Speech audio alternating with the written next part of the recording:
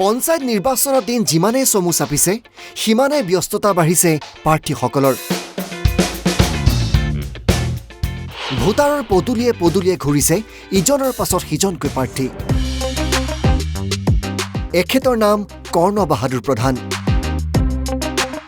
গহপুৰৰ বাকৰি দলনি গাঁও পঞ্চায়তৰ আঞ্চলিক সদস্য পদৰ বাবে কংগ্ৰেছৰ প্ৰাৰ্থী এইগৰাকী কৰ্ণ হাতত তামোল পানৰ বঁটা লৈ ঘৰে ঘৰে প্ৰচাৰ চলাইছে কৰ্ণই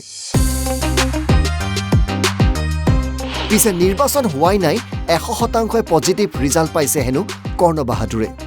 এইবাৰ মানে ৰাইজে মোক মনোনীত কৰিছে ৰাইজে মোক সঁহাৰি দিছে ৰাইজৰ কাৰণে মই মানে কামটো কৰিম বুলি ভাবিছোঁ হয় ঘৰে ঘৰে গৈ চলাই আছোঁ আৰু ৰাইজে ভাল সঁহাৰি এটা দি আছে হয় মই মানে 100% আশা মানে পজিটিভ হয় মোৰ একেদৰে পঞ্চায়ত নিৰ্বাচনত এঘৰি যুঁজিবলৈ সাজু সামগুৰি শিনিমাৰী জিলা পৰিষদৰ নিৰ্দলীয় প্ৰাৰ্থী অঞ্জুমা বেগম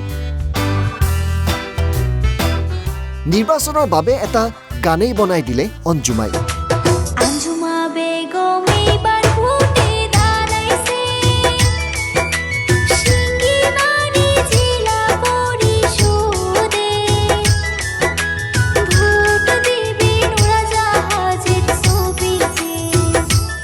পিছে অঞ্জুমা বেগমৰো চিধা কথা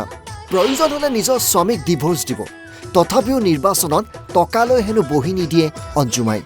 মই অঞ্জুমা বেগম আজি 20 বছৰে গতি মই এই সামগ্ৰী সমষ্টিত লাগি আছো কিন্তু অঞ্জুমা বেগম 2 লাখ কি 10 লাখ কি কিছুমানে কৈ আছে বাইদেউ আপুনি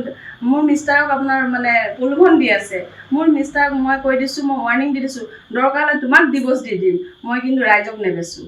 চৰাইদেউৰ 11 নং হৰিদেৱ পঞ্চায়তৰ 7 নং ৱাৰ্ডৰ নিৰ্দলীয় প্ৰাৰ্থী হিচাপে প্ৰতিদ্বন্দ্বিতা কৰিছে এইগৰাকী সংগীতা গগৈ